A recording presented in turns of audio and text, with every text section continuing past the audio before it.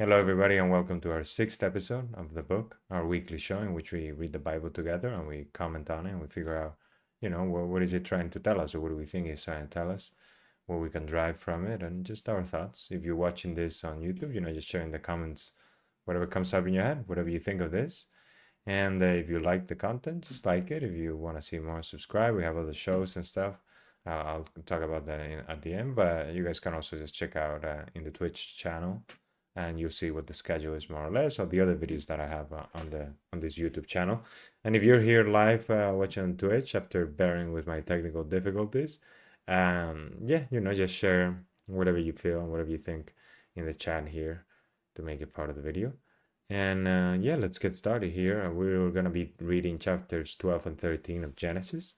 So in the previous episode, we had just seen the genealogy of um, of Noah's sons, so the three sons, just how those lines kind of develop and the kind of the populating of the earth after the flood, and how kind of this way of making genealogies in Genesis, which is very much just a way to represent the connection between significant characters and other significant characters in the past. We saw the genealogy of Adam and Eve to see how it just it ends up at Noah, and then now we see the genealogy of Noah to see how it ends up at Abram. In the meantime, also halfway through, we see, or at some point towards the end, we see the story of the Tower of Babel, and how the pride of man builds this tower to heaven, and how it's taken down by God to correct us once again, and to bring us to the right way, which we continue to stray from. We continue to try to do things for ourselves and for our own pride and glory, instead of just returning to the Lord. And now what we saw at the end of chapter 11 last week was kind of again a genealogy from Terah, which was a descendant of the line, I think, of what was the name of it? Because it was like the Semites came from him, like, which is like the Israel people, line of Shem. Yeah, exactly. So he's the third or the second son of Noah. And yeah, we see here that they continue this genealogy to get to Abram, right? And they are descendants of Terah. Again, we see, and then we see, Abram married to Sarai, and then Terah, his son Abram, his grandson Lot, and then Lot, the brother of Abram, I think, right? Or at least they're related, maybe cousins or like that. Yeah, Haran begot Lot, right? So cousin, yeah. I mean, or nephew even, right? Terah begot Abram, Nahor, and Haran begot Lot. So yeah. So Abram, his nephew, and then Haran, which is the brother of Abram, his daughter-in-law Sarai. So and then his father too as well, Terah, and Abram. They all moved to Ur of the Chaldeans, right? And then no, they came out of Ur of the Chaldeans, which is where they're coming from, to get to Canaan, right? So now is where we see this covenant that God makes with Abraham, with at this point it's called Abram, and yeah, that's what we're gonna see now here in chapters 12 and 13. So yeah, let's see what we're getting into. So here we start. Genesis 12. The Lord said to Abram, "Go forth from your land, your relatives, and from your father's house to a land that I will show you. I will make of you a great nation, and I will bless you. I will make your name great, so that you will be a blessing. I will bless those who bless you, and curse those who curse you. All the families of the earth will find blessing in you." Abram went as the Lord directed him, and Lot went with him. Abram was 75 years old when he left Haran. Abram took his wife Sarai, his brother's son Lot, all the possessions that they had accumulated, and the persons they had acquired in Haran, and they set out for the land of Canaan. When they came to the land of Canaan, Abram passed through the land as far as the sacred place at Shechem, by the oak of the Moreh. The Canaanites were then in the land. The Lord appeared to Abram and said, "To your descendants I will give this land." So Abram built an altar there to the Lord who had appeared to him. From there he moved on to the hill country east of Bethel, pitching his tent with Bethel to the west and Ai to the east. He built an altar there to the Lord and invoked the Lord by name. Then Abram journeyed on by stages to the Negev. There was famine in the land, so Abram went down to Egypt to sojourn there, since the famine in the land was severe. When he was about to enter Egypt, he said to his wife Sarai, I know that you are a beautiful woman. When the Egyptians see you, they will say, she is his wife. Then they will kill me, but let you live. Please say therefore that you are my sister, so that I may fare well on your account, and my life may be spared for your sake. When Abram arrived in Egypt, the Egyptians saw that the woman was very beautiful. When Pharaoh's officials saw her, they praised her to Pharaoh, and the woman was taken into Pharaoh's house. Abram fared well on her account, and he acquired sheep, oxen, male and female servants, male and female donkeys, and camels.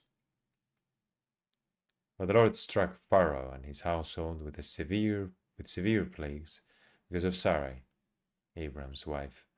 Then Pharaoh summoned Abram and said to him, How could you do this to me? Why did you not tell me she was your wife? Why did you say she is my sister, so that I took her for my wife? Now here is your wife, take her and leave. Then Pharaoh gave his men orders concerning Abram, and they sent him away, with his wife and all that belonged to him. Genesis 13. From Egypt, Abram went up to the Negev, and his wife and all that belonged to him, and Lot went with him. Now Abram was very rich in livestock, silver, and gold. From the Negev he traveled by stages toward Bethel, to the place between Bethel and Ai, where his tent had formerly stood, the side where he had first built the altar, and there Abram invoked the Lord by name. Lot, who went with Abram, also had flocks and herds and tents, so that the land could not support them if they stayed together. Their possessions were so great that they could not live together. There were quarrels between the herders of Abram's livestock and the herders of Lot's livestock. At this time, the Canaanites and the Perizzites were living in the land. So Abram said to Lot, Let there be no strife between you and me, between your herders and my herders, for we are kindred. Is not the whole land available? Please separate from me. If you prefer the left, I will go to the right. If you prefer the right, I will go to the left. Lot looked about and saw how abundantly watered the whole Jordan plain was as far as Zoar, like the Lord's own garden, or like Egypt. This was before the Lord had destroyed Sodom and Gomorrah. Lot therefore chose for himself the whole Jordan plain and set out eastward. Thus they separated from each other. Abram settled in the land of Canaan, while Lot settled among the cities of the plain, pitching his tents near Sodom. Now the inhabitants of Sodom were wicked, great sinners against the Lord. After Lot had parted from him, the Lord said to Abram, Look about you, and from where you are, gaze to the north and south, east and west. All the land that you see, I will give to you and your descendants forever. I will make your descendants like the dust of the earth. If anyone could count the dust of the earth, your descendants too might be counted. Get up and walk through the land, across its length and breadth, for I give it to you. Abram moved his tents and went on to settle near the oak of Mamre, which is at Hebron. There he built an altar to the Lord. All right, well, we got a couple of things here. I mean, more than a couple of things. There's a lot here to unpack, especially because it keeps happening to me. I mean, I think it's just a thing of you grow up. I mean, there's the fact that I never, at least personally. I mean, I recently did. I've been doing the audio Bible, but I suppose it's like I don't pay as enough attention. That's the thing with I like audiobooks and stuff, but when you read, especially when you do it in a in a setting like this, in which I'm going slowly and I'm supposed to be paying. I mean, supposed to pay. I'm just saying I'm paying attention because I'm supposed to talk about it or say something about it, right? So it just makes it much more conscious, which is one of the reasons I'd like to do this show, just as a way for me to just get to pay attention to what I'm reading.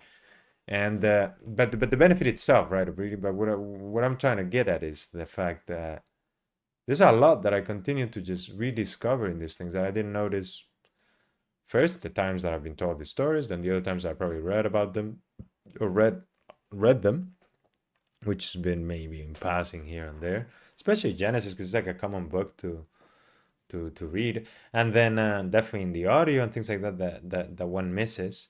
And then maybe it's also a part of just like being a different stage of life and rereading something. It just makes you notice other things. But I think just the careful reading that we do here just is an advantage in that respect. But I mean, there's a couple of things. I mean, I guess again, it goes in the details, right? So maybe I'll forget them again once time passes, probably, right? But there's things like the fact that the story itself of Abram and Sarah just it's like I forget, like it's like you gotta, I mean, or I mean I gotta, and I'm just saying, like we must contextualize things a bit. And I don't even know how to contextualize it, like I'm no expert, certainly on the Bible or on the historical context of it, but it's just kind of like in a very brushstroke type of manner we can think of it. It's like we're in the ancient world. Things are very different from now, in which we live in a state, especially, I mean, most of the world, really, most of the world. There's definitely a lot of people that struggle, and like even those struggles are very different from the type of struggles that people had back in the day. And back in the day, I mean, in times of Abram, times of ancient Egypt, and before history, right? In many senses, or at the beginning of history.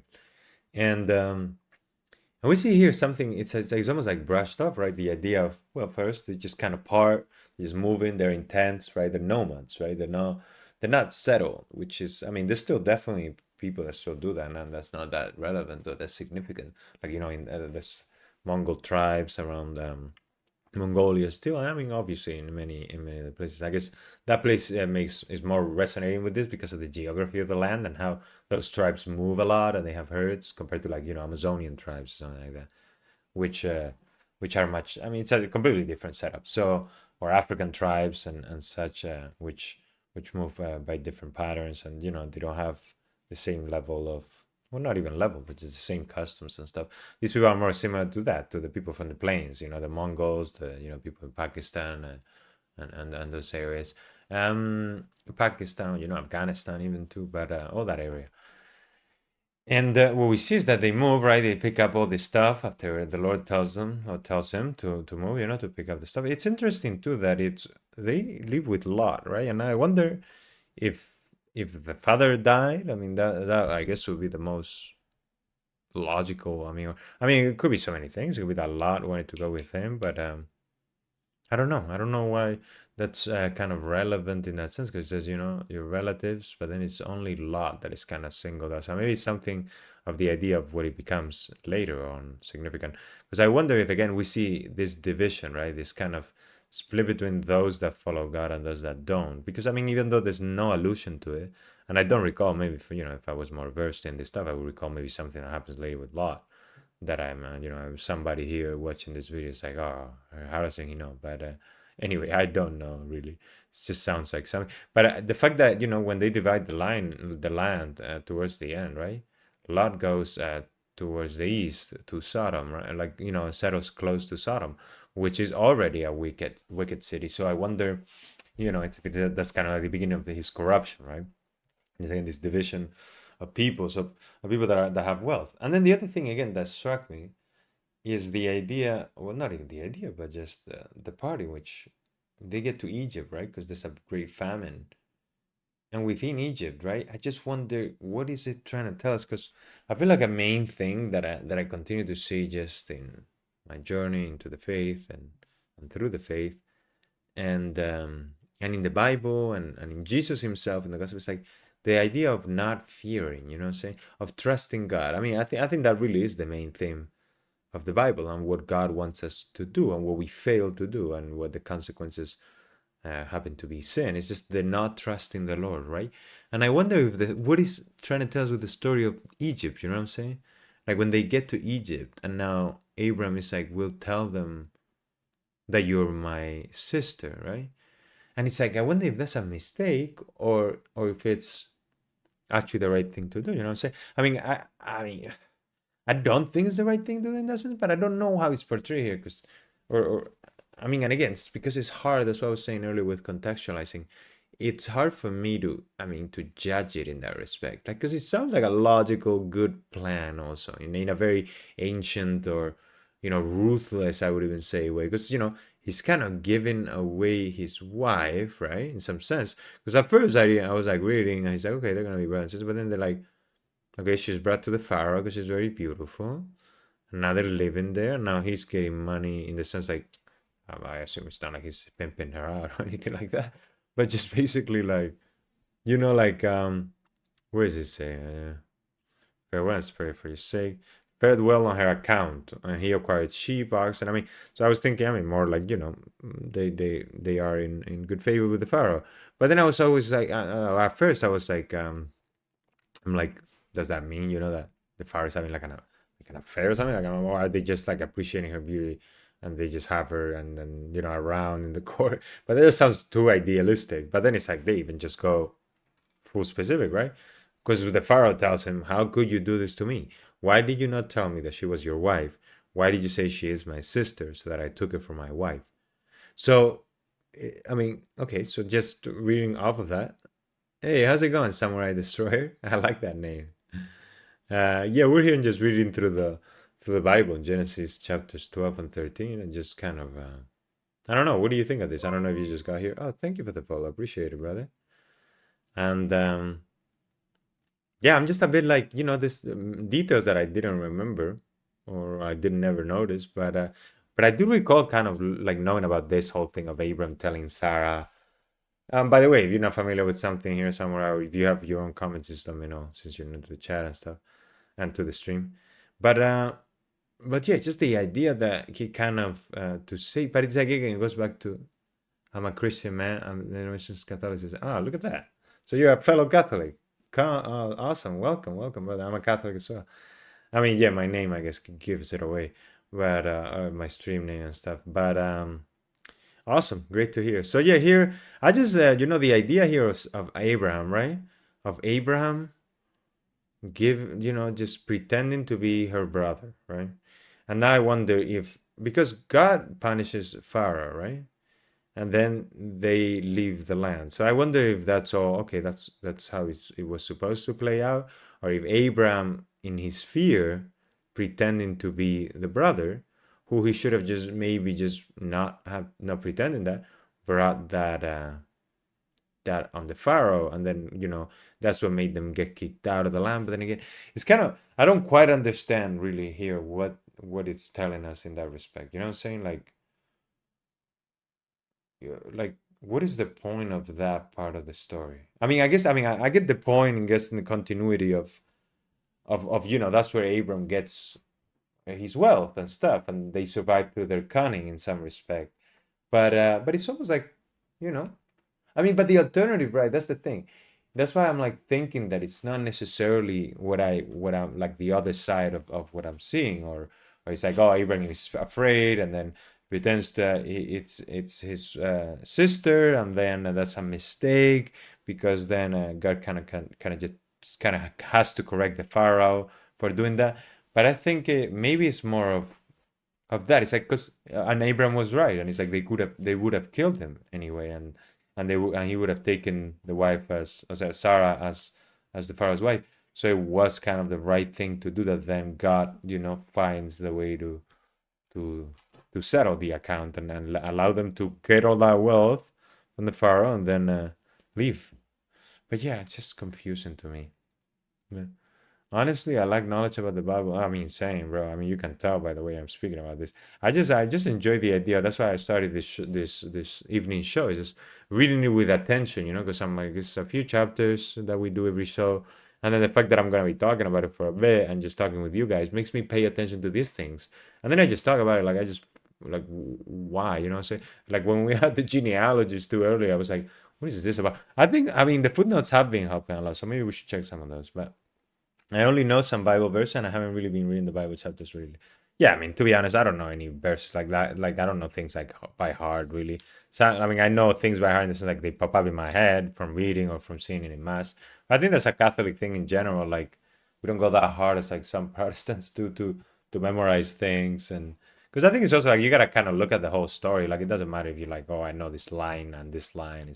It's good to know verses like that, but it's knowing the stories as a whole and what they mean. Who is Abraham? I heard about him. I don't know.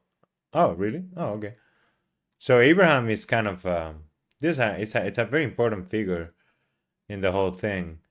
I mean, here you see him named Abram, right? So then eventually his name changes to Abraham, right? The whole thing is like, is the man that God makes a covenant with. I mean, there's, I guess, different covenants, right?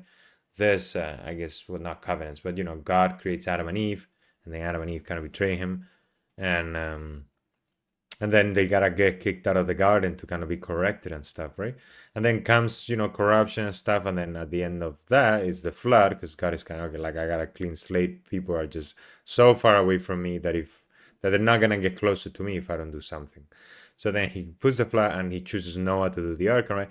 And now the line of Noah gets all the way to Abraham. Now with Abraham is where he makes this, I guess, everlasting covenant in that respect. I mean, I don't know if everlasting is a complete, like, theologically accurate, but in the sense, like, to this day, what I'm saying? Like, he's like, okay, your descendants will be numberless, and I will give you this land. That is, the descendants are like descendants of Abraham by faith.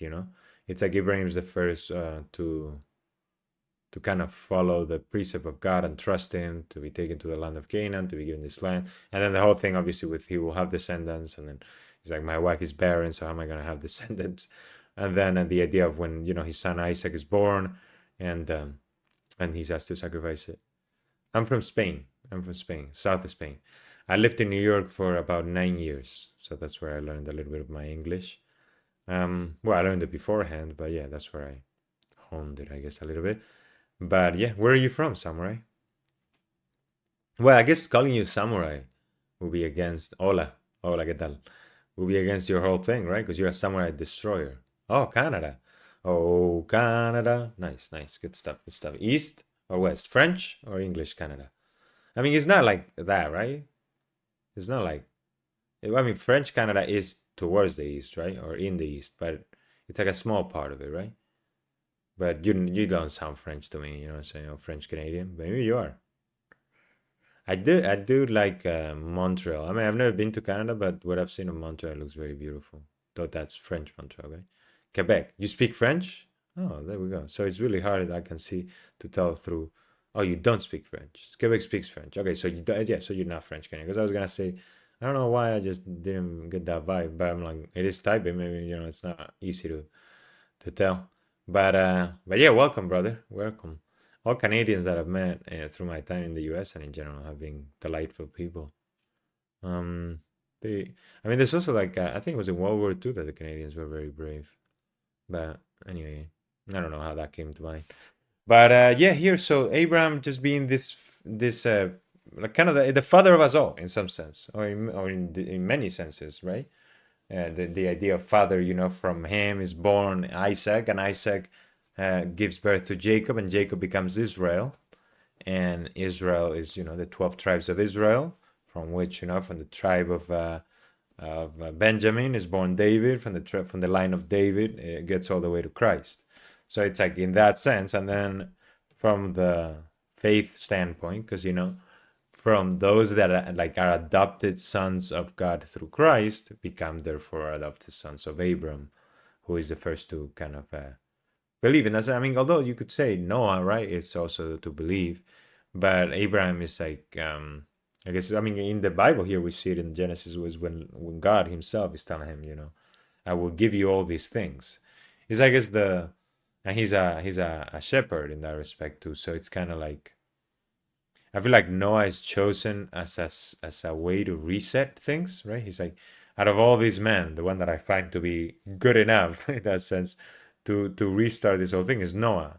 But Abram is kind of like that central righteous figure, or that central, yeah, trusting figure. Even righteous, I mean, they have flaws. Like that's why it's like it's complex for me to read this and be like, what is it? Is it good that he's doing this thing about pretending that it's his sister? Is it? I mean, is it ambiguous? Is it the fact that he's just telling us the story of how he survives in the land of Pharaoh and becomes rich? Um, and I don't know. I don't know. I mean, maybe there's no point really in trying to judge it, but we can check the footnotes in a bit. They help a lot. What is the passage 17 about? Passage 17. I don't know what that is. Is that here? Like a verse here, you mean? Like, why do I have it here? I mean, I had it here because I was just scrolling up and down. But if this is what you mean, like, yeah, this is the part in which Abraham and Sarai, right? They get to Egypt, right? So basically, to give you some context, which we've been seeing, right? Abraham is now they go to the land that God tells them, go forth from your land, right? They live over with the Chaldeans to get to Canaan, right? And they live like Abraham, his nephew Lot, and Sarah, his wife, and they just moved down to Canaan. And then there's like a big famine, right? When they're moving down to the Negev, and because of the famine, they move into Egypt, right, where there's food and stuff because they got the Nile. And in there is when this whole thing that I was talking about, that I'm like, how do I feel about this? So what does it really tell us? Is like, the fact that he's like, I know that you're a beautiful woman. He tells his wife, right? When the Egyptians see you, they will say, this she is my wife, then they will kill me, but let you live. Please say therefore that you are my sister, so that I may fare well. Oh, look at that. Okay, let's see this footnote. Let's see if this clears. The text does not try to excuse Abraham's deception, though in terms a similar deception is somewhat excused. So yeah, so I guess right in that sense, it's just Abram's cunning, and it's not like it's excuse or not. But God then has to correct it because the Pharaoh, because of that, marries uh, Abram's sister. Sorry, Abram's wife, Sarah, and God is like, well, you cannot do that because he's my chosen one, type of thing. Like he's like, like it's not right, what I'm saying, that the Pharaoh is with Abram's wife or with somebody's wife, I suppose, in that respect, but specifically Abram because he chose him.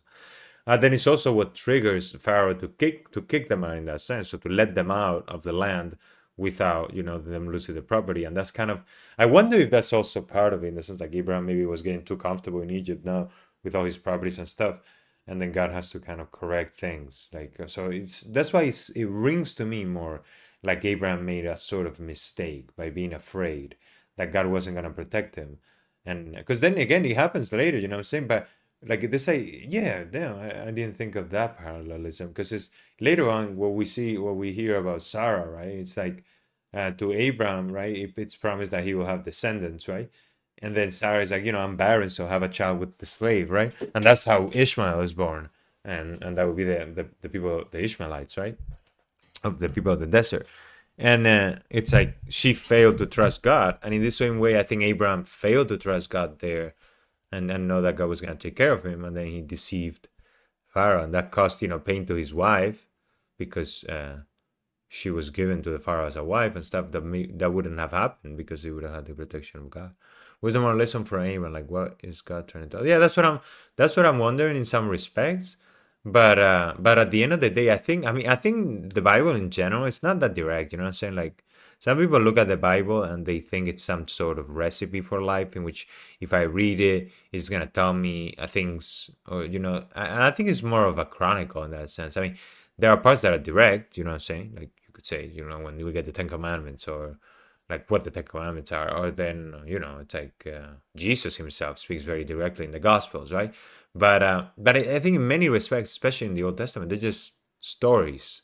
Not stories that they're made up, but they don't have any significance or any truth, but they're just telling us of our past and of our essence, in some sense. Like, it doesn't have to be historically like this happened in this very moment. That's why all the symbolic numbers. So I think there's that. It's like we draw from it where it's relevant. It says God speaks to us through his word, but it's not like a direct message or a one-dimensional thing. You know what I'm saying?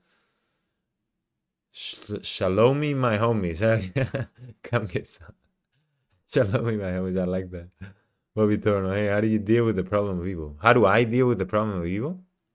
Or what do you mean? Like, how do I justify, or how do I explain evil, or how do I deal in my personal life with evil? Because there are like many dimensions to that question, I suppose. Justify? Oh, I think it's just, I mean, I think it's just part of what we've done, you know what I'm saying? It's the fall of man. It's kind of like it's a negative to a positive. It's nothing, I don't think there's much more to it, you know what I'm saying? Like, evil is just the counteraction of what God is. So if God is order, evil is disorder, is distrust, is not following what is meant to be and just disordering things and doing things in a way that are away from the what's it called, the program, I guess you could call it. So it's almost like if there's no evil, there's no freedom, you know, because then there's no choice. If there's no choice between evil and good, between, and that's why it's like evil is nothing else, in my opinion, from deviating from the right thing to do. If you deviate from the right thing to do, you'll do evil. So that's why it's like even Jesus says, you know, the way is narrow, you know, to get into heaven, and the gate is wide, and you know, and the way is wide for not to get into heaven, type of thing, to not do the right thing. Because it's that, it's like doing the right thing is doing what God tells us, and then everything else is evil in that sense. It's just different degrees of it, you know, you can deviate more or less, but it just makes sense to me that it's just that. So it's evil is a natural result of goodwill. I don't understand progress, you must understand opposites. Yeah, exactly. Something very similar to what Altus is saying. I mean, if God is all good and all powerful, then why do animals suffer? Well, first of all, suffering is not that relevant, I think, in my opinion. Specifically animals, because I am assuming humans have sin. I don't think suffering is really anything that relevant. In the sense, like, suffering is just part of it. It's almost like saying, why, you know, why does the water flow? Or why, you know, why do I don't know, even like why does gravity exist? It's like it's just part of the world, you know. If you cut yourself, you hurt yourself, because that's how the nervous system works. It's kind of like the idea of not having suffering is kind of being out of this world, you know. So why the suffering started in the first place? I think it's just deviation from it. But it's not like it's not inherent to, you know what I'm saying? It's kind of a consequence of it. It's like it's almost like if nobody hurts anybody, right? If everybody does what they're supposed to do, including the animals, right? Because we corrupt the creation when we fall away from God. It's like we are the ones that are given entrusted the creation. Like you're stewards of creation. You are to dominate the world, right?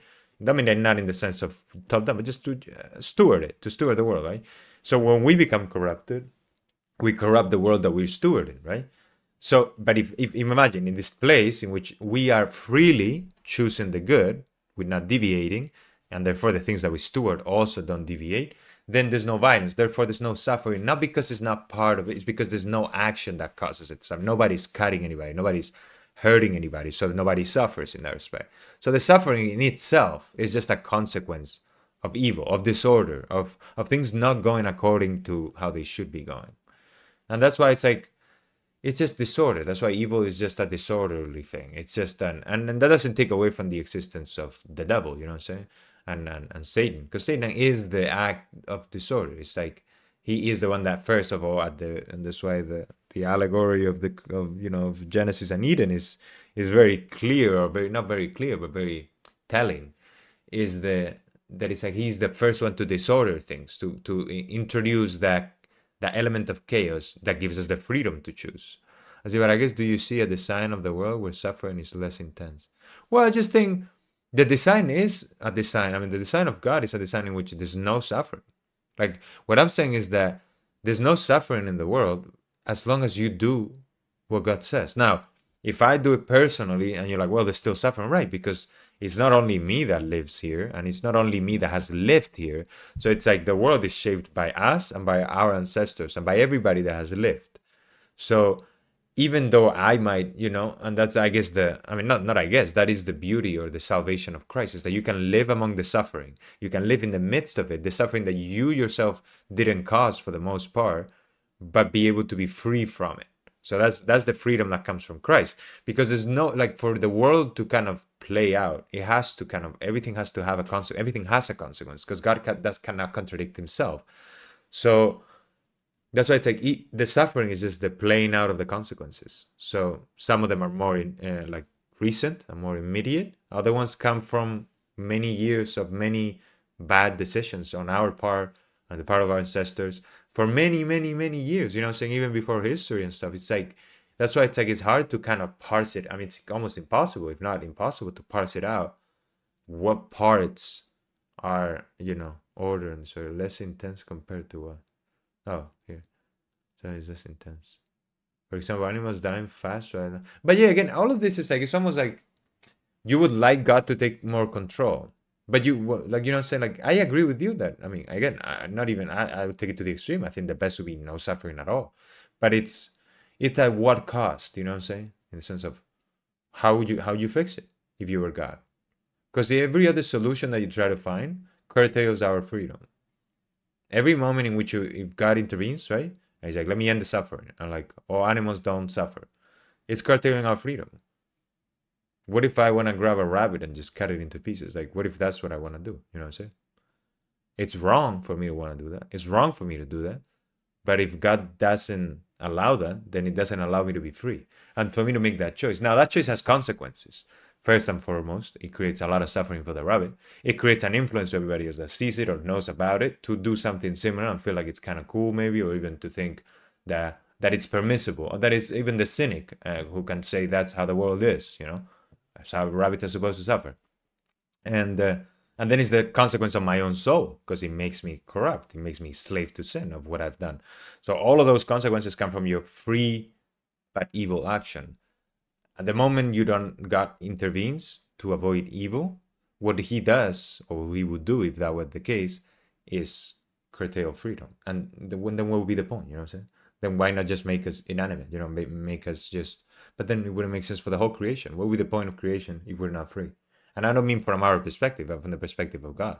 Because it would just be what? Like a little play that he put together? Like a little. And he is omniscient, right? He already knows everything. There will be no factor. Same thing. I mean, disorder. It's just, it's disorder in all the respects. It's just like, it doesn't need to be. It's kind of like the flood, right? We were talking about the flood in a previous episode, right? Yeah. And it's almost like it's that's directly caused by God, right? In that sense.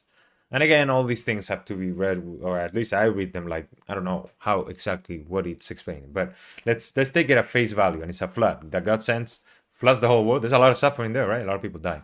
Now, it's like when you have people that are like, it's like, what is more important, you know? If you're away from heaven, right, from actual communion with God, actual being there with God, being back at the law, you know, so back at doing what God wants for our own happiness. We've strayed away from that, and now we need to be corrected in that sense. We need to learn to freely come back. So we have to live out the consequences. Now, if we are so far away, if we are so far away from God, that God, who is omniscient, knows that whatever choice we make in our freedom, there's no possibility for us to come back unless he intervenes. That's when he intervenes, because then he's not curtailing our freedom anymore. He's let us take every possible choice. And at the moment in which there's no good choice left, just to say, then God intervenes, because there's no point in letting us keep going. And that's when he does kind of clean slate, which would be also similar to how it would be with the end of the world. It's kind of like it will come at the point at the end point, at the worst point, because it will come at the point which there's no other possibility, where every route has been extinguished. So when you say natural disasters, it's like, obviously I don't have the answers for everything or why things happen, but I would say it's like it's just a mix of God's correction and the disorder that we cause and we have caused. So it's not necessarily that we have a direct, like we caused hurricanes by sinning. You know, it's not that. It's like, by our sin, we're so far away that the whole thing needs to be kind of orchestrated in correction to like compensate. And again, but it's complex, because it's like, how do you know the patterns of the weather? How do you know how much we affect? I mean, if you look at it from like an ecological person, which I'm not, you know, I'm not much on that side, because I just think, you know, I'm just not, I don't try to think too complex about these systems that are so complicated to be like, oh, well, we're causing global warming or this and that. Even if we are, I don't think it's relevant. But, you know, who knows? You know what I'm saying? In the sense, like, who knows if we're causing natural disasters in one really complicated setup? And it wouldn't really matter, because it wouldn't be you. And at the moment it's not you personally, it doesn't really matter. It's just a consequence of the whole disorder. So it doesn't matter if it's God himself correcting that disaster at the point of end. It's a way, it's a mechanism for people to be taken to him. You know, so it's like, it's all within the same kind of environment of choice, of like people have to make choices and there's consequences and then they have to play out. Sorry, let's see these new messages. Where I started my own little prayer corner. I bought two candles. My icon is arriving in 12 days. And my friend in Rome, and getting a proper rosary for me. Nice. Oh yeah, I forgot you told me about the rosary he's getting because you got that other one with 60 beads. If the wisdom of you see the world and see much pain. However, it is up to you to see what it is and why. For example, one person sees rain and says, "Why is the day ruined?" Yeah, that's that exactly. It's kind of like that's why it's just chaos. It's the consequence of chaos. So it's like that chaos can be correcting for somebody and it can be less correcting for somebody else. So and again the flood, right? The flood cleans the earth that allows it to kind of re-emerge and create a new creation and a new line. From Noah come Abraham, and from Abraham becomes the father of the faith. So it's almost like you say, okay, if it wasn't for the storm and the flood, that earth will be dominated by the simple people. Because it's the same idea of, people want God to intervene to stop evil, but then they don't want God to intervene because then they're like, oh, how can people suffer? It's like, and it's neither of them. Like, it's not like God is actively taking a part like that, but God is taking a part because God is part of everything. So it's like, it's just hard to parse what part is what. But what is clear is that we know kind of the extremes. We know God is order and love. So if the whole creation and us were in union with God, then there will be no suffering. We understand that as the ultimate limit, but we don't know anything in between how it's arranged. Like, it's not that black and white that it's like, oh, hurricanes are bad, I am good. It's kind of like what Altos is saying here. The hurricane for some people can be even good in that sense, or it regulates something because it's like it's a consequence of these currents that if it didn't happen, then something else would happen that would be worse. Or I don't know. I just don't know enough about this, but that's how I see it. Kind of, it's just the way it is by the plane of the consequences. Two sides to every act. And all good doesn't mean every act is perceived as good at all times, but rather all things are done for good. Regardless of other people's opinions, it is good on the baseline of a set definition of good, not the wavering opinion of man. Well, yeah, that's for sure, right? Yeah, exactly. That's the divine perspective. It's like, and that's why it's much easier when we read stories like this, right? To have some perspective.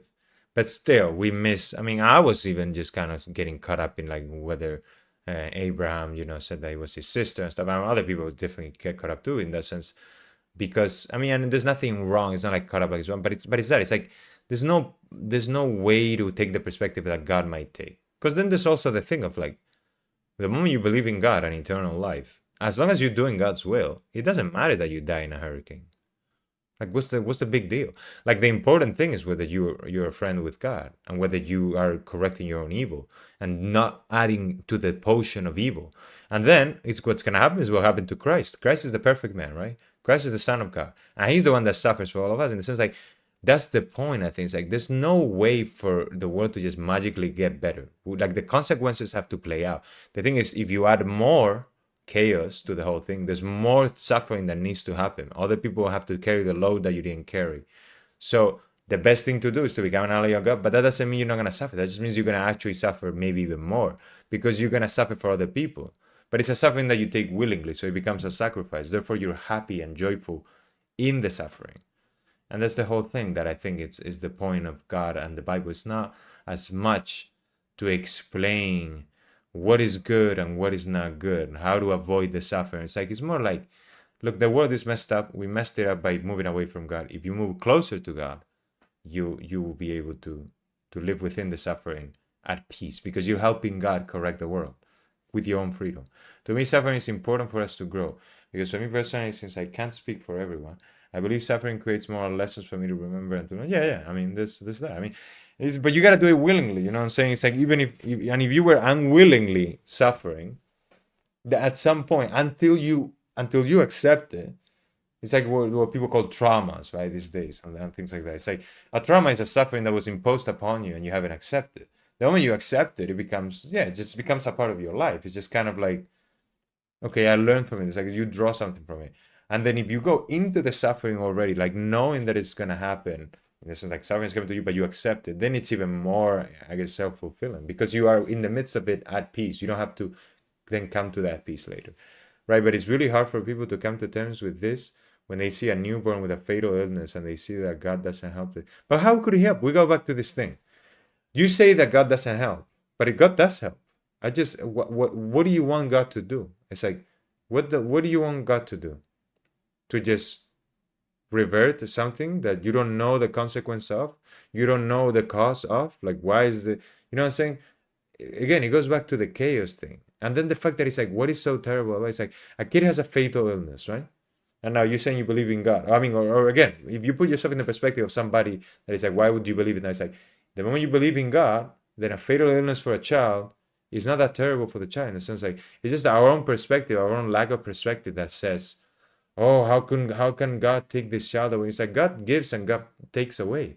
It's like things just happen as they ought to happen, because if not, they wouldn't happen that way. People, I remember, I don't know what priest I was here in the meditations. I mean, I was saying, what is God's will? God's will is what is, whatever you are in, that is God's will, because God is all powerful. So whatever he allows is his will. Now, who causes what? If it was somebody that did this, or it was some X-ray machine that somebody put close to the echography machine in this hospital, and nobody knows that. And then the baby had this deformation, and nobody ever knows that, and they think it's just a God of God's cruelty, or it can actually just be God acting through that child, because it's like, now that child will die, go to heaven because he didn't do anything wrong, and then those parents needed to correct something, or maybe it was somebody else, maybe it was the doctor that needed to be moved in that way because the doctor was doing abortions and he never realized it until he saw this fatal child. Like, that's what like, there's so many variables outside the bound of what you can grasp, that the only way to deal with it is trust. And that's why it's like faith, and the whole thing is the key to pretty much everything, because it's like, it's impossible for you to rationalize these things. Like, and I don't mean it like as a way to discourage you. I'm not meaning like you should try to rationalize things, but to try to find an explanation for every little illness or suffering. It goes back to what Altus was saying. Like, first of all, how do you define suffering? What is suffering to somebody? And like, if you look at it from perspective and things like that, like, it's hard to pinpoint it. And then this fact that you just don't have enough access to information, like, and not even information, but the ability to process what is good and what is bad. If a baby has a fatal illness, how can we be sure God isn't using that child to bring someone closer to God? Yes, something like that. And again, if you believe in God, it's gonna be fine. We go back to like, suffering is all right, dying is all right.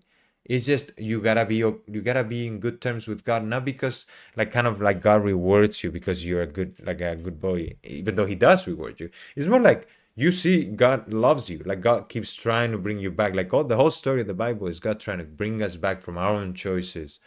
He could have just obliterated the whole thing. Again, as coming from the perspective that you believe in God already, or we are making this assumption for people that don't, as a way to develop the argument, is it's like, if God didn't care about us, then he could just finish the whole thing. Like, what would be the point of keep running this thing?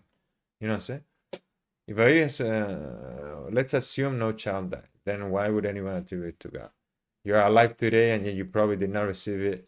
Recognize it was God who enabled you to live each day. You gotta type God or something? Hey, thank you for the sub, brother. I appreciate it. The real hunkler. I like that. If you type God, is there an issue or something? I mean, it's fine with me, but I was just wondering if there's some type of censorship in the word God. Okay, so anyway, my bad. I don't mean to get that detail on your messages. I think what you're saying makes a lot of sense. As it was God who enabled you to live each day. Nor do most people thank him. Why? Because people will always attribute success to themselves. Yeah, exactly. I mean, do you wake up and say, what a miracle? Yeah, God sustained me the entire. That's kind of, what I was driving at too. It's kind of, look at it from the other perspective. It's like, God could have just ended the whole thing, and he continues to give us opportunity after opportunity to correct ourselves. And I mean, in many respects, I think that's what our life is. It's like, you're born, and then you have like, it's the opportunity to correct not only yourself, but to correct the sins of your parents, the sins of your grandparents, the sins of other people around you. That is what new life is. Like, when people are born, it's a new chance for humanity to correct even a little bit. And now, if you not only not correct anything that other people did, but on top of that, you add more chaos, then it's just more people will need to come and correct it. You know what I'm saying? And And again, yeah, it's just the whole thing. A father takes away a TV from his child, the child thinks it's the end of the world, his life has no meaning. To an infinite God, you are less than a toddler in knowledge. Death is sad, but it's not just taking something. He's really originally gave to you to begin with. Yeah, and again, what it gives you at the end of that is much more important. Sure, that makes sense. What I mean is that it seems immoral that some people's sins can lead to other suffering. But why would that be immoral? It's just kind of it's just how it is. It's almost like it's a consequence, even though the person suffering is innocent. I guess you're arguing that there is no. Yeah, yeah, exactly. What I'm arguing is precisely that. That how would you resolve that? Like how would you resolve if the sin didn't have any consequence, right? If me sinning didn't cause any suffering to anybody, it wouldn't be sin. You know what I'm saying? Like what defines it as sin is the fact that it causes suffering. How would it be sin otherwise? You know what I'm saying? Sometimes it's actually hard for us to realize that things that are sins, we don't see them as sins because we don't see the harm. But that harm is real. If not, it wouldn't be a sin. For a sin to be a sin, it has to cause harm to somebody, and especially an innocent. I mean, it always has to be innocent, the other person. Because even if the other person is cruel of other sins, is innocent of the fact that you're causing them pain. So that's why it's like there's no. It's like it's kind of like it is what is the gravity of things, you know. It's like, oh, if they push me off a cliff, why do I have to fall? You know, so it's like it's just it's the gravity of things. Just don't push the guy. So it's the same thing. It's like, why if somebody sins, another person have to suffer? The question should be why does that guy sin? You know, that the suffering is the consequence of the sin. I mean, at the end of the day, the world is broken, and everyone in this world, we're all sinners. That's why we all need Jesus. Yeah, exactly. I mean, you realize that eventually, you know, eventually, you know, yeah, you realize that, yeah, eventually, yeah, that it's like we all fail in one way or another, and in the correction, which is Jesus correcting us, it's like you have to still suffer because it goes back to the example himself of Jesus. Like the man was perfect, never sinned, son of a woman that never sinned, and he willingly takes the suffering. That's really what makes you not sin. Is when you get to the point in which not only you're like you justify to not, you know what I'm saying? You're like, I didn't do anything wrong at all. But the thing that you must do is to take other people's sins, to let people sin on you. Let's just call it like that. Like to let other people be yourself innocent as much as you can to, you know, recover that innocence through Christ, but whatever. To be innocent and let other people attempt or attempt against, you know, like attack your innocence, so that they can themselves choose to be innocent themselves, so that they can see in you, in your suffering, like they saw in Jesus, the consequence of their sins, and it's you who takes that consequence, not somebody else. So that because it needs, it's almost like, you know, if not, people don't learn in some sense. And also because it's like that's the only way to that. Again, what is the alternative? For you to sin against them, then what makes you, what are you correcting? I use God instead of writing out of reverend. Oh, okay. It's an, oh, got it. It's like the thing with, I mean, I don't want to now say it, but the thing with, you know, the why thing, you know, yeah, again, I want to be respectful, but like the thing in the Bible in which the name of God is now used is the Lord, right? Is, I mean, is whatever. I don't know if you know what I'm talking about. The why. Is it a why? Yeah, the why name for God um is that what it means, the Lord? Because I get it confused if that's what in Hebrew means, the Lord. Why do you think the Old Testament God is so different? I don't think it's so different at all, actually. I think it's the people that wrote it that are different. I think the stories are different. I think it's the same God. I mean, what's so different to you? Seems to me like the same God. Like, what is different to you? You know, same guy that just trying. I mean, guy. You know what I'm saying? That is just trying to correct us. The beautiful teachings of Christ is forgiveness. Seriously, forgiveness really does save you from hatred. Yeah. The tetragrammaton. Yeah. Okay. I don't know what that is, but I'm gonna look it up. It sounds really cool. Is that like what I'm talking about? The idea of not. Hey, yeah. Okay. Yeah. Yeah. Exactly. Old Testament seems more ruthless. Right, but it goes back to, it was a ruthless world. It's not. It's kind of like God is where we are. You know what I'm saying? So if we are a bunch of slavers who kill and pillage, live in tents, and eat raw meat, and even Canaanite, right? The Canaanites, and this is a known kind of historical fact, that many of them would worship Moloch, which was a god that would require child sacrifices. So these were people that, on a normal basis, I mean, the same thing with the Aztecs later on when America is discovered, which is, it's a more documented thing because it's a more recent thing. But it was the same in these areas. Like, it was like people before the whole thing. I mean, there's people even that argue that the story of Abraham being asked to sacrifice is Isaac, and then God being like, "No, I don't want you to kill Isaac." That is the first moment in history, in the history of people, in which God is directly saying, "I don't want human sacrifices," which implies that the norm was the human sacrifice. That's why it's like, if you're living in a world, like if you're in the context of a world in which human sacrifice, child sacrifice is just part of the normal thing. It's like the Greeks did it too. Like, they just would reject the babies that didn't like. I mean, maybe it was a sacrifice to reason or a sacrifice to military power, but it's still a sacrifice in that sense. Like, let's just kill people. They will kill, slaves and things like that. And it's just a context in which now God has to come to that context and bring us back. So it's not God that is cruel. It's us that are cruel, and then we learn by cruel ways. You know what I'm saying? But it's just the same thing with the flood, right? You could say, why did God flood the world? Again, like, the world was pretty bad. It's like, to the point that the only thing that would bring us back was the flood. Because if he just wanted to flood the world for no reason, just for fun, then he could have done it at the beginning. Why do it when everything is so corrupted? Because he's like giving chance after chance after chance. That's why it's like, I don't see it that different. It's just the world was different, so God had to act different in some sense. And even that, it's like, what part? It's like the people that attend the story also are of a different world. So to them, it's like not even that bad. So it's like, to them, it's not that cruel that a bunch of people got killed, because they would constantly be killing each other. It was like this tribe attacked the other tribe and they obliterated them. Like, it was even, there's parts in the Old Testament in which they talk about, the people of Israel, these people, and they go into a town and they like sack it and kill it. And to them, it's not like they're saying, "Oh, we did something wrong." It's like, "Oh, this is just part of the righteous conquering of this city." So it's just a complete. It's like a different part in the maturity of our civilization. I think we don't say that word, but yes, I know what you're referring to. Got it.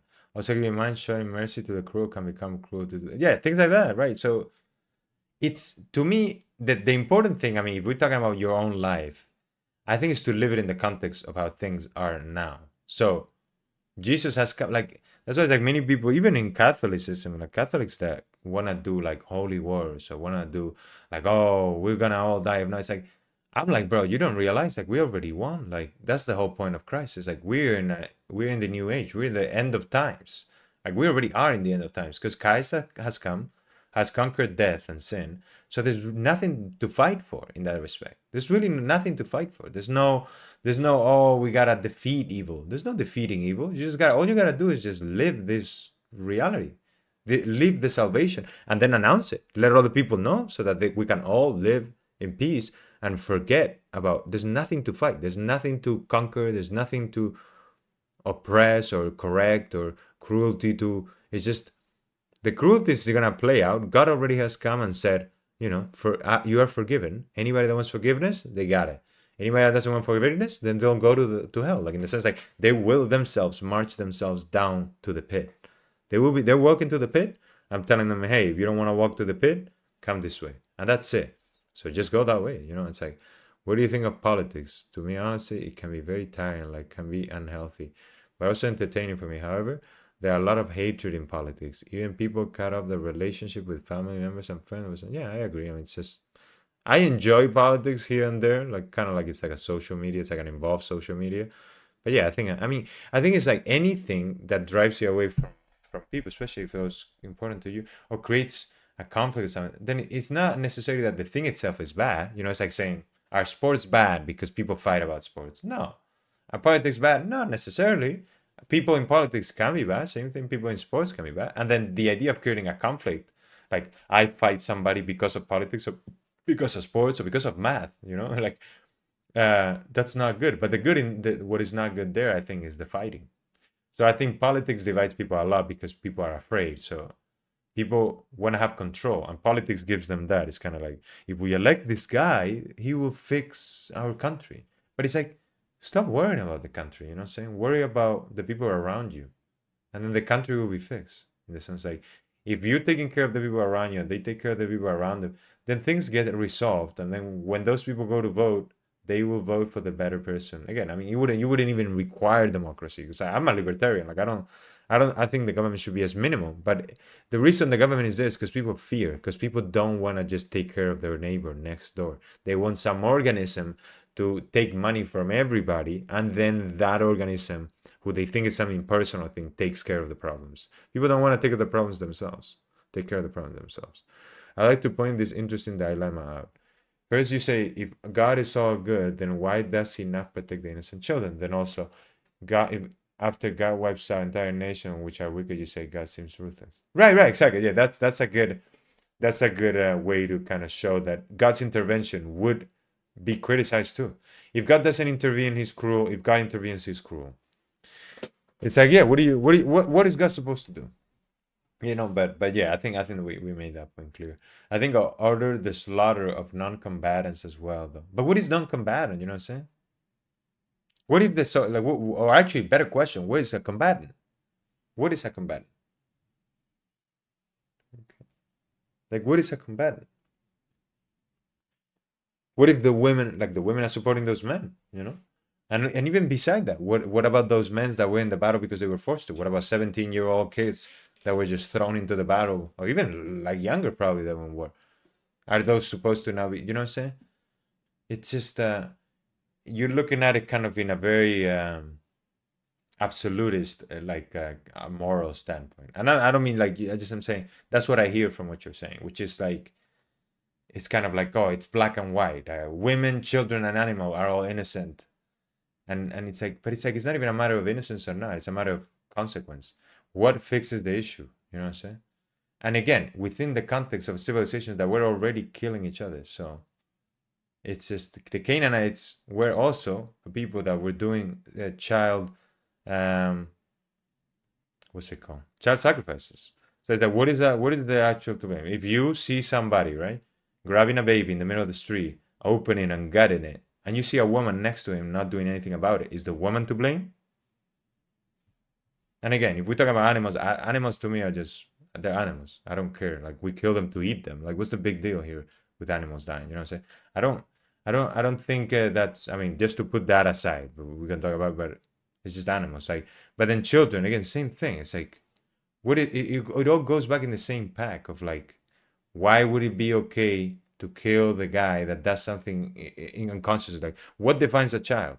If a man is not smart enough to know that sacrificing children is wrong, then why should he die and not the child? You know what I'm saying?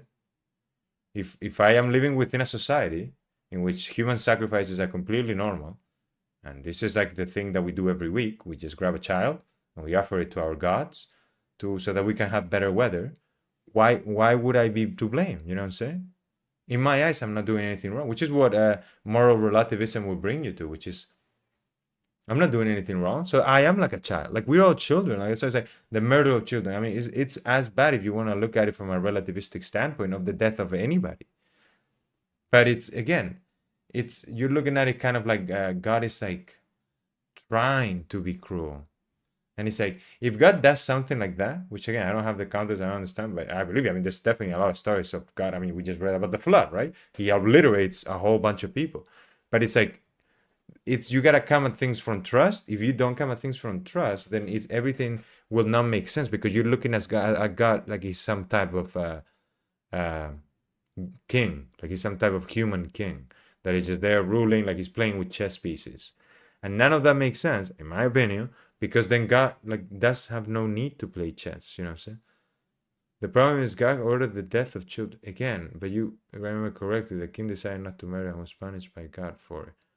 Again, I don't know, but I believe you in what you're saying, okay? But like so what? So if he ordered the death of grown men, it's fine. You know what I'm saying? Like saying not to murder and was punished. Yeah, so and now if he did murder, then he and God punished him, then it's fine. Then that moment is fine. I don't understand. Like you focus. I mean, I do understand.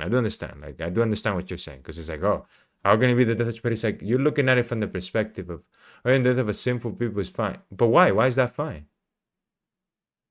But why? Like, what defines somebody innocent? Who are sinful people? If we're all sinful, what if what if the child kills somebody? What if a child kills somebody? Then what? Is that fine? What you know what I'm saying? It's like but it's like but the argument is not even that. Like, because then we get into the nitty gritty, and you're like, well, what is the probability that every child, if a flutter UN, if a flutter UN, I don't know what that means.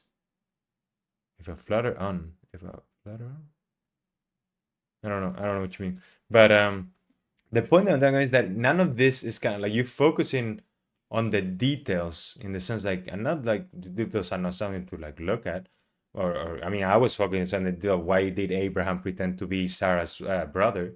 But it's like I don't know how to express it another way. Like it's within the context of life. Oh, yeah, type. Oh, yeah, I don't know what you're trying to say, but it's within the context of of this world in which they live in. These are peoples that fight each other on a daily basis. Well, not maybe not on a daily basis, but you know what I'm saying. Like that's just the way they are. Like it's the level of maturity of our civilization at that point. So it's just people that kill. Like I mean, people read the Iliad all the time, or they read the Roman Empire, and nobody pays attention to the amount of killing and pillaging and stuff. They just, I mean, and that's how it should be. You look at it, they're like it was part of the times.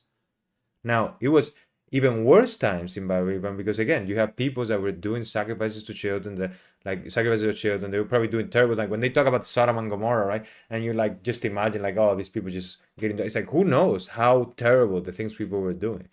Like like, and it goes back to that. It's like you gotta kind of what I think helps resolve all these questions that seem to be so specific because you're looking at them from a perspective of we are in a very like comfortable position. We are very educated. Again, we are at the end of times. So already the fact that we've had Christ as part of our lives, and in general as a civilization for 2,000 years, that already has done so much work in us, even to the people that don't believe, even because they even if they don't believe, especially if you're in a civilization in the West, you are in huge part like your moral standing, the way you see life is a consequence of Christianism. I mean, you can argue against it or whatever. I mean, I'm not even trying to get into that debate. But the point is that we have had as a thing that has happened for 2,000 years, Christ. So now you gotta get that out of your program, and then out of that you also gotta go back even thousands of years before to even get to the mindset of what a human being that is so close to just being a beast thinks like of what is right and what is wrong. You know what I'm saying? Who are people and who are not people? I mean, they will have slaves. Abraham had slaves. We shouldn't, well, shouldn't God always be the greatest good? Yes, but God is one thing and we are another, always objectively morally good. Yes.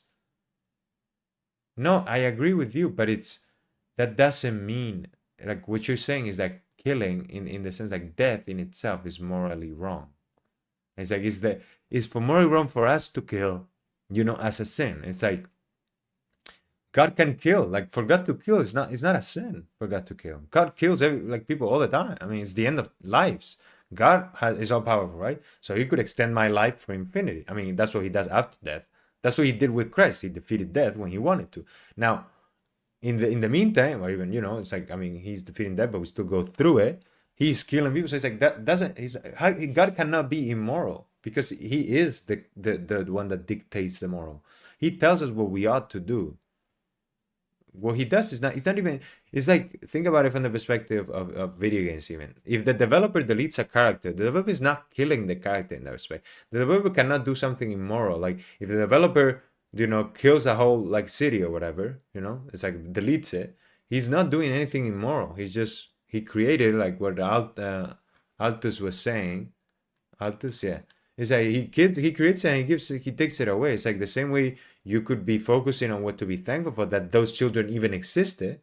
If God takes them away, it's like they existed for that period. So, but even beyond that, because again, I think every time we go back to focusing on the very specific things, it's hard to parse it because there's too many things. The important thing is that what we do is within the context. Like if we had never fallen out of the Garden of Eden, right? If we had never done wrong, then none of that would have happened. So then you can consider that the consequence too. You're like, how can God order these people? Which again, I don't know the context of the story, but whatever. Like I believe, and I've seen other parts. But God tells these people, go and kill the children. I don't know exactly how that works out or why that was the best thing to do. But I also don't understand how it's the flood. But it's not like I don't understand. Like I don't think it was right. It's more like I am not God, so I cannot know at what point it makes sense to kill all those children. You know what I'm saying? It's just not for me to decide. That's the whole thing with God telling us what to do, and why you right now, with that perspective that God gives you, you're like killing children is wrong. That is something that God told you. You know what I'm saying? So it is for God to decide those things. It is for God to decide when a child dies. That's why with the fatal illness and stuff, that is for God to decide. It's not that in itself a child dying is bad. It's that for us to kill is bad. You know what I'm saying? For us to decide those things is bad. Like the times of the Bible were truly chaotic, and even if we were to have a very Roman-centric focus, we also know how violent. Yeah, exactly. Like yeah, exactly. Even if we focus only, yeah, the Romans we created crucifixion, which is a gruesome thing, and it was just normal part of life. Like wars constantly pillaging, burning, like that's it. Yeah, it's like a completely different world. But again, it goes back to leaving that aside. It's just those are things that we ought not to do. What God does is completely. It's not. It's outside moral or immoral, because He is the one that gives the morality. Yeah, but if it's so hard to explain to someone who doesn't believe in God, I mean, I suppose. I mean, it's not that it's hard to explain. It's that you need. There's a presupposition of trust. You're basically telling that person to have faith and trust that God knows. Right? I mean, what else? If not, then it's not God. It's like saying, "Oh, I believe in God, but I don't believe He knows what He's doing." Then you cannot believe in God. There's a very short-term view, though. If you have thousands of children whose parents were slaughtered for being evil, then they will likely grow up in resentment of the victors. They will constantly be attacking one another in adulthood. Yeah, I mean, but even that, right? What Altus is doing here of trying to analyze the consequences, even that would fall short, or maybe it would be wrong in some parts, or maybe it would be right. It would like it's impossible for us to know all these things. That's why it's God who decides these things and should decide these things. He's not saying every child in Canaan was evil or every child in Israel was good, but rather what is long-term effects? Unless you know the past, present, right? It's just the most you can say is what if, whereas God can say I know, right? Even more so, it goes back. I mean, I think the flood is the best example, is the cleanest example of that. It's like, bro, you worried about these children that he kills in this city in Canaan? He flooded the whole world. He flooded the whole world. Not only did every human but not his family dies, but every animal too, except for the ones there. Like even just that, right? However you want to take it. If you don't want to take it literally, it's like maybe I am of the view that maybe it's not so literal. But even if it is, right? It's like, or even if it isn't, the idea that God would want to do something like that already tells you that God is above all these concepts of, oh, we never should kill. It's like, because it's like we never should kill. What God does, I mean, he does it every day. Again, we go back to the same point. I'm repeating myself. Even more so, in terms of history, peace was truly rare. Antonius Pius is one of the few rulers to be of note that had a peace for 20. I mean, and again, what's peace, right? Within the city, they were probably still killing and pillaging what they consider to be okay. Like you could kill your slave, and that was completely fine. So you could say we're at peace, but it was completely fine for me to obliterate a slave. So it's like, how do you contextualize that? Like in our view, it's like, how did God allow that? It's like he allows us, he allows us to be who we are. As for God's view in the Bible, one should have something in mind, is that no matter how much reason we may have, we will never be able to understand God's reasons, right? It's like not being able. It's like you cannot even have the right data to even start to reason like God. It's not even like you don't have the reasoning capability. It's that you just don't have enough scope. You forget even what happened yesterday. So how are you even gonna have the scope to have all of time encapsulated? We can argue for his actions, but I believe the best way to go around it, and it comes to telling someone about God, is to focus primarily on the New Testament. Yeah, I mean, I just don't think it's for me to tell anybody what to look for or anything like that. I just talk from, he asked me this question and then I answer right away. If Bobby here, which I think is the main one here, having questions and stuff about this stuff, is if he wants to find out more, he can. Like I mean, he's seen me express myself about how I feel, and if he's curious and he wants to learn more. But at the end of the day, I mean, he's very right, I think, about what he says, which is that you need to have faith. Like you need to trust. It needs to, I even tell my own father and people that don't believe, it's like the point, it doesn't matter how much intellectual searching you do.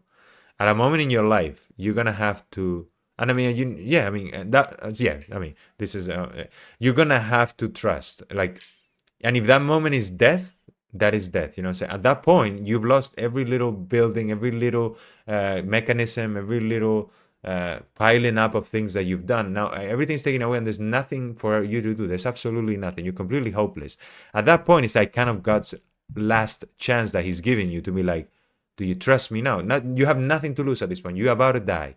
There's nothing you can do. There's no next day that you might figure out how to get out of this little problem that you have. No, this is death. At the end of this, you will be going into the void, according to your belief, right? So do you trust me? Even though there's no way for you to reason it. And the moment you do that, and that's the thing, it's like if you do it before death, you're gonna live life, you're gonna live everlasting life before having to get to death.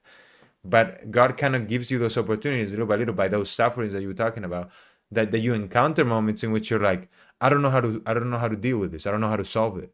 And the more you keep trying to just be like, no, but I'm gonna figure it out my way, the more you not surrendering to God. The moment you surrender to God and you see how God solves things for you, like that's what I've discovered in my life, and that's what I'm most grateful for. And I was at a very low point. I was at a point in which I was desperate. I was like, I don't know what to do with my life. And then you trust God, and then you see that God rewards you. Like He not rewards you like He gives you a little prize, that He takes care of things. Like if you stop trying to do things your way and you just try to do what God tells you to do, and then ask Him, I need this or I need this thing, and then trust that He will do the best for you, then you see that your life changes completely. But again, this is something that you gotta experience yourself. That's why it is a leap of faith. Well, how do you start trusting? Oh, yeah, exactly. With that, I mean, yeah, I guess I just addressed that. You have to, and again, the best way is to search for it, because then God will put you in that moment in which you will feel it. You will feel a need to trust, in the sense like you will feel a point in which you don't know what to do but to trust in God. But to get to that point, you gotta ask God for that moment. You know what I'm saying? It's almost like there's no way for you to get there alone. It's like that's why faith is called a gift. Like because but it doesn't mean you cannot attain it. Just like it's not like it's just random. It's just like you gotta ask God for it. That's the best way, because that in itself is an act of faith, and faith it builds upon experience of faith. You experience faith, and that makes you have more faith, because you see that your faith, your trust in the Lord is rewarded. Like He doesn't let you down. So just try to do that. Try every little bit in your life that you can surrender. Just grab a piece of your life that you don't know how to solve, or whenever you encounter that next, and if you can, surrender it, whatever a small thing is, and you'll see that you're rewarded. And that will build faith. That's just built on a track record. Yeah, there we go. Where did God lie? It really depends on what are your main questions. I came here late. No, yeah, no worries. I mean, this whole thing has evolved into a whole different show. I mean, that's what I love about Twitch and why I do this show here. It's like I just start on the book, and this then evolves into what the community wants to bring this day. And I'm really thankful for you guys. You guys are great. You guys are really giving me a lot of life and energy, and I mean, and just really cool thoughts that you guys have. I'm very diverse in many senses. Are you asking for yourself or a friend? I am agnostic and just generally interested in religion and philosophy, so I guess asking for myself. If God was a man for the last 6,000 years and not a single person could demonstrate where He lied, yet thousands of instances where He told truth that no one else even knew at the time, then who is more trusted? Yeah, right. But if you don't trust the record, that's the whole thing. It's like it ends up being trust, because you can just doubt it all, like Descartes, which is I think has a great harm to our society. It's like with this whole modern, like, and the modern thinking all comes from that, doubting everything. Everything needs to be doubted, and it's like no, it doesn't. You're right on that. I was trying to hint more on the side to give the explanation to Albie. No, I know. I wasn't trying to even. I was just thinking on what you were saying. I wasn't even trying to oppose what you were saying, because I know what you meant. Like just that it gives a clearer idea of what God really is to look at the New Testament. But even Bobby was wondering, it's like, why is it so different, the Old Testament and the New Testament God, right? And it's like, even that point is not so different. It's just it's kind of how ready we are. I think at the New Testament we're more mature as a civilization to get Christ, which we are at the zenith. I mean, that's the New Testament is the time of the zenith in which we are ready to receive Christ. And now we're at the best part. It's like we're at the end of times. We have been processing Christ for 2,000 years. We've been eating Christ for 2,000 years. The ones that have chosen the better, or those that have lived. Because it's like, that's the thing too. It's like everybody benefits from it. Those that believe and those that don't. Because those that believe sacrifice themselves for the rest. So the whole humanity have been eating Christ and benefiting from that and growing into it. So that's why it's like we're in the best of times. I mean, there's a lot of things wrong. I mean, things were worse and whatever, like better. Like there's always famines, there's always death, there's always wars. It's like the fact that it's possible for me to believe and to have a relationship with God. And this time, my friend, if it ever helps, I tend to focus more on the philosophy that comes from God in the New Testament than all. And as I understand more of the historical data and times, I ended up trusting God more. It really depends on what angle you take on it, and every answer to every question is somewhat personal. Some people resonate more with philosophy, others with history, some with how God is there. For me, I have a complicated relationship, but I firmly believe in Him, I think so. In the end, I saw through the virtues and values of Christianity, you eventually realize how everything clicks up together. Yeah. I mean, to me, I think yeah, it just has to be a moment of faith. I'm very new here, but I enjoy discussion. Same. I mean, I appreciate you being here too, as well, Shin. So it's very nice. I have, I mean, I'll probably, yeah, I mean, soon enough I should be in the show because here in Spain it's like 12:30 in the morning and I'm pretty tired. I slept like 4 hours last night. But I'll give you guys a rundown, I guess, of what I do here. Do you think it's possible to believe in God without personal experience? I mean, it's possible. Why not? I mean, who am I to tell you that it's not? You know what I'm saying? I just think that is personal experience. You know what I'm saying? It's just, I don't know how you read the Bible. Not the preocupes, but the personal experience comes eventually more often than not. Faith often comes from greater. It's just like reading the Bible is a personal experience. I just don't know how you work. I don't know how you feel about things. I don't know what you've gone through. So how you get to that point or through what means is different for every person. But I mean, it cannot be without personal experience because obviously, I mean, you know what I'm trying to do here with your question. It's like everything is personal experience. Just you, I mean, if you want, is that the question is, do you want to believe in God? That's really the question. It's like, because if you're looking for some piece of data or something to tell you, command you to believe in God, that's not going to happen. You know, that's the point of freedom. Like, there's going to be things that point you in that direction, and there's going to be things that point you away from that direction. In the sense, like, now things are going to make more sense or less, but at the same time, you can not pay attention to the things that make sense and just, you know, feed yourself whatever you want to feed. And that really comes from your want. If you want to believe, you will find those truths, not because because they're truth, you know what I'm saying? And I'm telling you this because I've found it myself. But if you don't look for them, you won't find them. So the main thing that matters is that you want. So it is possible to believe in God only if you want, you know what I'm saying? Like, it's just, if not, it's impossible. But the personal experience comes eventually. Yeah, exactly. It's just, I mean, again, look, think about my own personal stories. Like I was brought up in the faith. I was brought up Catholic and stuff. Like I would go to mass. I would know, and I could even intellectually defend the Catholic faith. Right? It's like it's the best because of this and this, and Jesus existed and blah blah blah. And I would defend it, and I wouldn't even have an argument against it. It's not like I didn't have debates with people that completely disagree. I mean, in this day and age, it's like almost a given that you're gonna have that. And then also that I didn't encounter that. But it's like, to me, it was like nothing else really made sense, but it didn't matter. You know what I'm saying? It didn't matter in my life. So I'm giving you this too as a perspective that, like, whether you believe in it intellectually or not, doesn't really change much in your life. It just fundaments it. So the more you do what you do, right, is like you're interested in religion and stuff, you will see more of things will add up. But until you actually leaning incumbent, lean incumbent. I love the names of these bots sometimes. This one wasn't that good.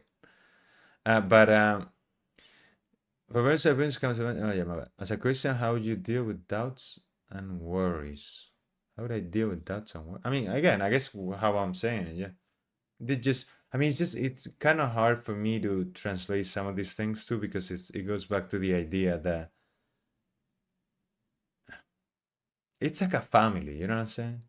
It becomes it's just part of your family. It's like, it's almost like I can have doubts of my father or my mother or my siblings, right?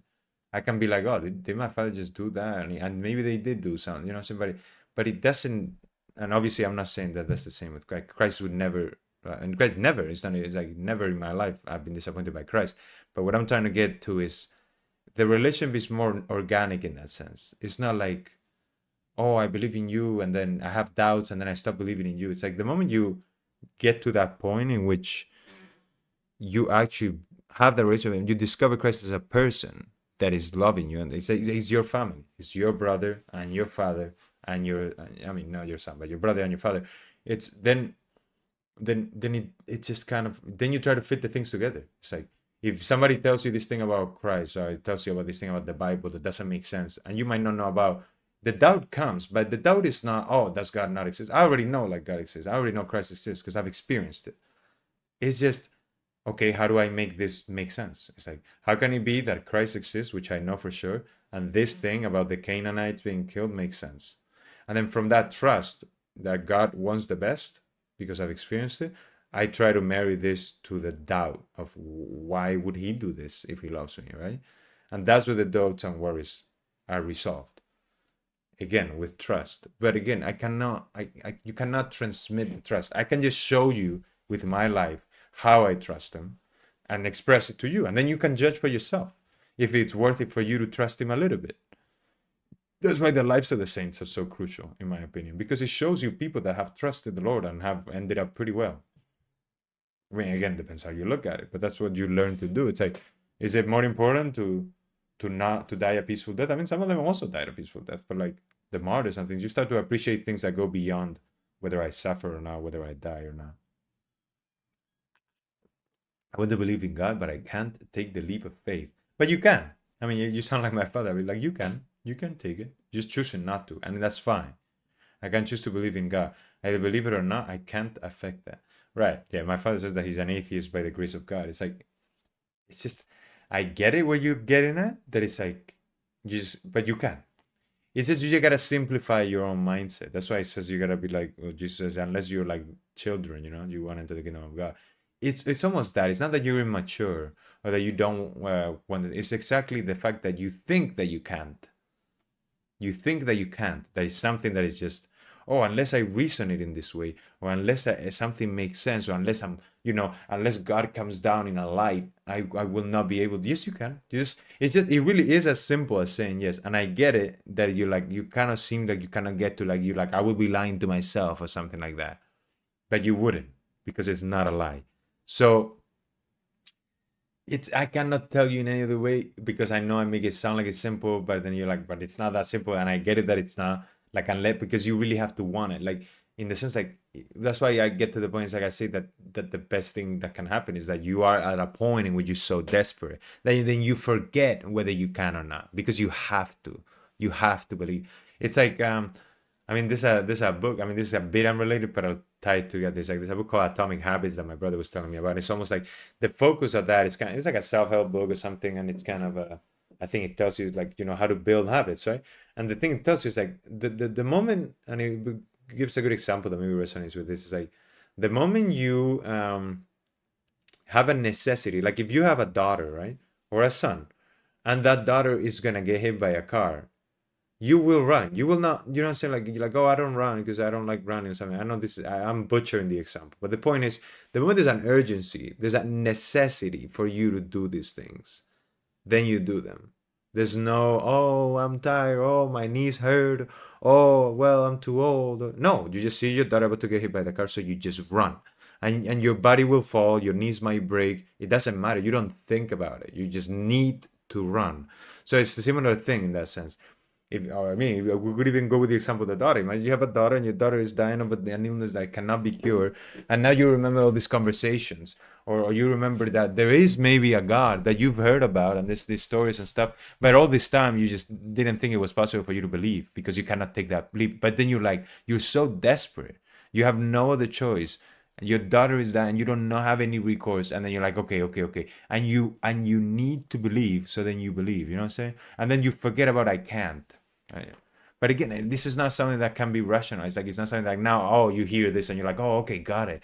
I know what to do now. It's like, yes, I mean, in some ways that is what to do, but you kind of fabricate it. You kind of fabricate the need.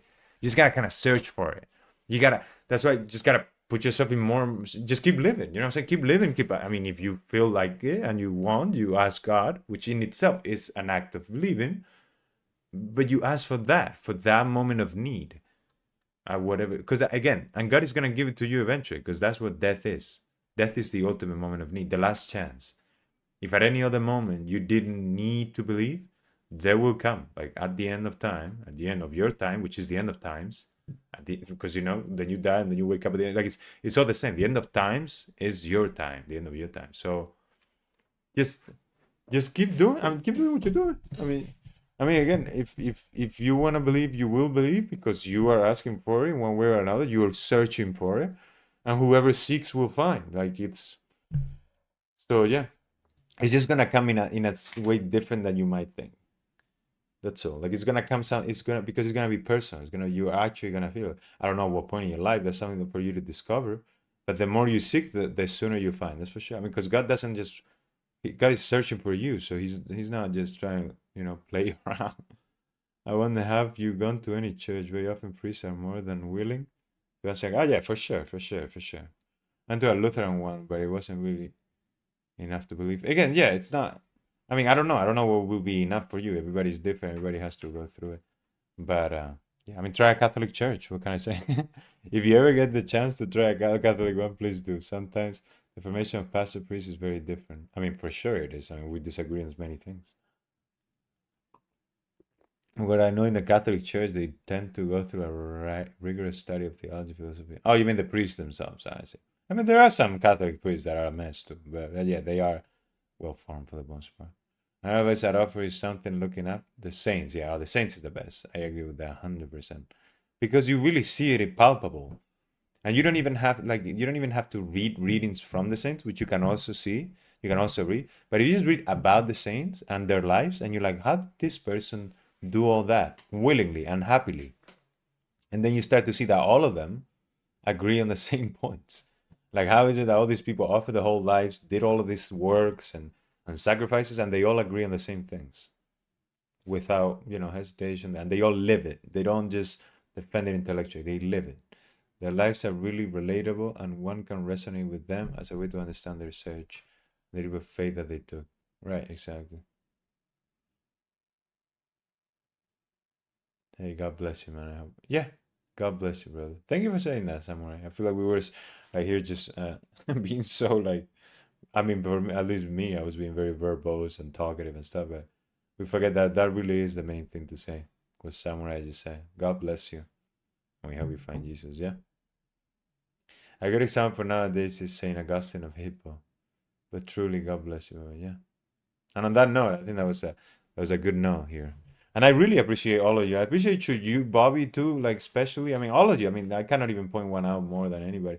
But you are like, I think what you're doing is also it's beautiful in that sense. Like you're expressing your doubts and your concerns openly and respectfully, and you kind of trying to find answers, and I think that's awesome, bro. I feel like if more people just did that, even if they don't believe or anything, I mean, because I personally think that that's what will drive to believe. But yeah, just in general, it's Javad. I appreciate it. Gotcha, Javad. Well, everybody here just well, I just want to do this quickly, but I'll pay for you different. All right, thing. This is kind of what we got going on this channel, basically. So these are the evening shows, right? So during the day from Monday through Friday, I'm just developing an app called Rosarium, the one that you guys see here. And as you guys can find more details at rosarium.app because it's not launched yet. It's basically for praying the rosary in a more interactive way. But now, because we're getting closer to launch, we'll be launching in Easter, like it says here at the bottom. Then we're doing also Tuesdays and Wednesdays working on it. Mondays we do the book, like this show of just reading the Bible together and talking. And as you can see, we deviate from it if it's necessary. We're just chilling around the Bible. Divinely Human is like a segment in which we interview people, like we have conversations with interesting people and stuff. And Finance Fridays because I used to work in finance, in investment banking, before I'm doing this now of developing apps and video games. And I still enjoy analyzing companies and stuff. And I have a friend who does it. He's a Recfish Capital, his own like analysis company, and we just talk about companies and finance. And then on Saturdays I play games. Right now I'm playing Europa 4, and I'm playing as Spain, obviously. And so yeah, that's kind of the rundown of the channel. Awesome. Thank you, man. And there's a YouTube channel too, as you guys can see, so you can check out also previous episodes if you want, or anything over there. But now I gotta head to it. This was very interesting. It has run longer than expected. Oh, for everybody here on YouTube, thank you for being here. As you see, this evolves and it's an evolving show. And we enjoy everybody that comes live. So join us live next time too, and we can talk about whatever you see in your mind. And in any case, you can always let us know in the comments what you think about this and this great discussion that we had with these wonderful people that have come around tonight. So thank you everybody very much from the bottom of my heart. Thank you guys for sharing. It's the most important thing in the world. As Shakespeare said, the world is a stage. So guys, play your part. I'm playing my part too. Let's everybody share and not be afraid. All right. Thank you everybody, and God bless you.